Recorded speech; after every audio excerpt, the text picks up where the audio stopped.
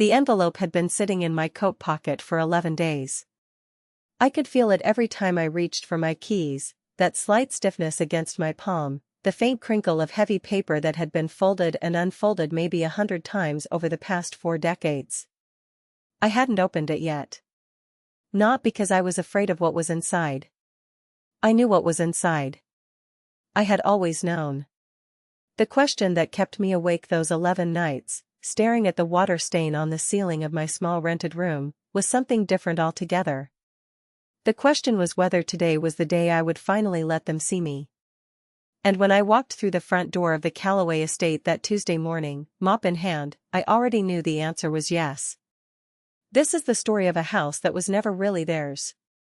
And of a woman who spent 22 years making sure they believed it was. My name is Delores Haywood. My mother called me Delaware.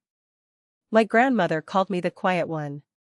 She meant it as a warning, I think, because she knew better than anyone what quiet women carry inside them. Not resentment. Something heavier. Something that outlasts everything loud. I started working at the Calloway estate in the spring of 2002. I was 31 years old, recently widowed, and I had a daughter in the 3rd grade who needed school shoes and a mother who didn't flinch every time the lights flickered during a storm. The job was straightforward enough. Clean the house. Maintain the grounds in the mornings before the gardener arrived. Prepare the guest rooms when the family came for holidays.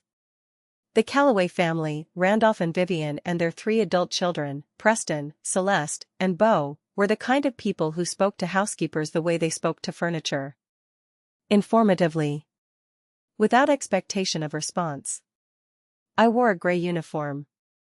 I moved through their hallways like water moves through a room, present, essential, and utterly invisible to those who've never had to worry about whether the water would run. I did my job well. I did it quietly. And for 22 years, that was enough.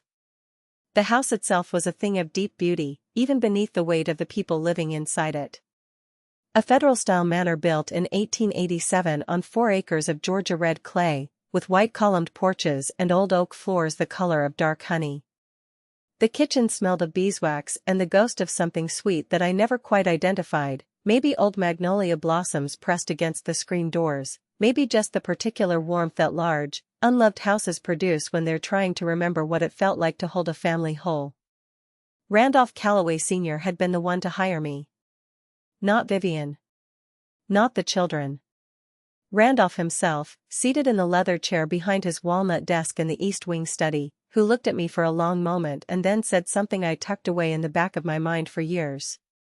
My wife will be your direct employer on paper. But understand me clearly, Miss Haywood, this house answers to me. I nodded. I needed the job. What I did not say, what I folded into the quiet space behind my eyes, was that I had been inside that study before. Not as a housekeeper. As a child, holding my grandmother's hand, watching her speak to Randolph's father, Randolph Calloway Sr. I, who had been my grandmother's employer 40 years before I was born. Who had, on one particular November afternoon in 1959, written something in ink on heavy paper that would take 63 years to matter. But I am getting ahead of myself. The way my grandmother always said I would. The years at the estate passed in the way that years do when you are working too hard to watch them go. My daughter Imani grew tall. She graduated high school with honors and went to Spelman on a partial scholarship. I worked double shifts in the summers to cover the rest. I pressed my uniform every Sunday evening. I kept my hair pinned beneath a cloth when I worked because Vivian Calloway had once mentioned, not unkindly, that loose hair near the crystal glasses made her uneasy. I kept a small notebook in my apron pocket. Not for grievances. For beauty. The specific way morning light came through the solarium windows in March and lay itself down on the old pine floors like it was grateful for the rest. The sound of Randolph Sr. typing in the study on cold evenings, a slow, deliberate clacking, the sound of a man who chose his words as carefully as he chose his shoes. He and I had an understanding that Vivian and the children never quite saw. He would leave coffee for me on the study sideboard on Tuesday mornings. I would leave his reading glasses on the arm of his chair. We never discussed it. We never needed to. He died in November of 2019, on a Tuesday. I found him in the leather chair, his reading glasses folded in his lap, his hands open and still. I stood in the doorway for a long moment before I called for anyone. I wanted to give him the dignity of a little quiet before the noise began. The noise was spectacular. Preston, the eldest, flew in from Atlanta with a briefcase and a mouth full of certainties. Celeste arrived from Charlotte with her husband, Douglas, who had the particular energy of a man who has spent years listening at doors and has finally been handed a reason to walk through them. Beau, the youngest, came up from the city smelling of bourbon and urgency, with his girlfriend, a woman named Kimberly who wore white to the funeral in a way that announced itself. Vivian retreated to her upstairs sitting room with a glass of something pale and didn't come down for 4 days. I cooked. I cleaned. I kept the rooms aired and the flowers fresh. I took on extra hours without being asked, because the house needed someone to hold it together, and I had always been, the one who held it. The reading of the will was scheduled for the 3rd week of January 2020. An attorney from downtown Savannah named Mr. Everett Pace, a tall, soft-spoken man with silver at his temples and the particular stillness of someone who has delivered difficult news so many times it has become a kind of calling, came to the house on a Thursday morning.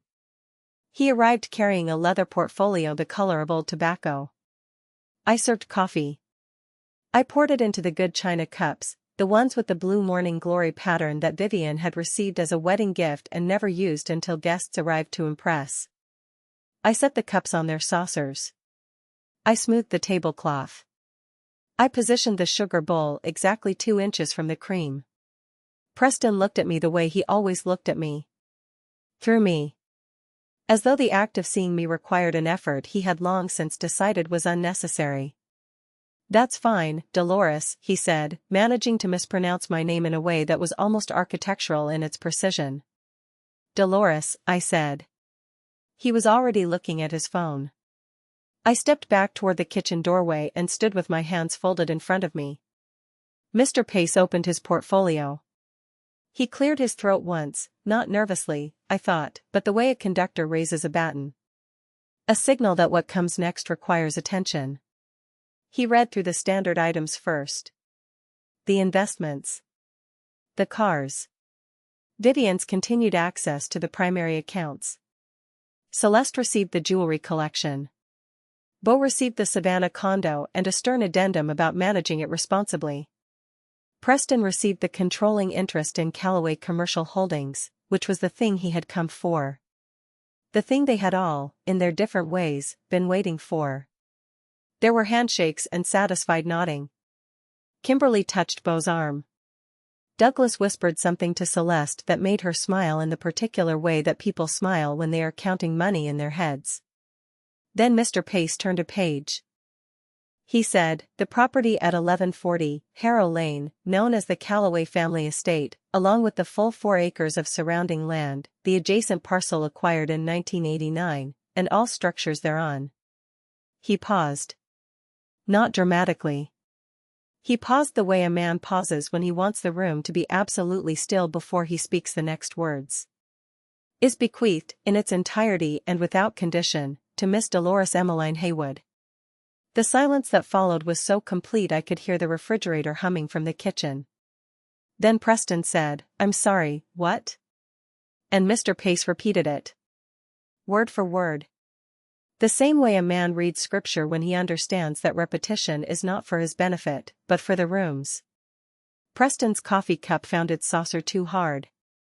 A thin crack appeared in the morning glory pattern. I noticed it immediately, the way you notice small destructions when you have spent years protecting beautiful things. Celeste made a sound that was not quite a word. Douglas stood up, then apparently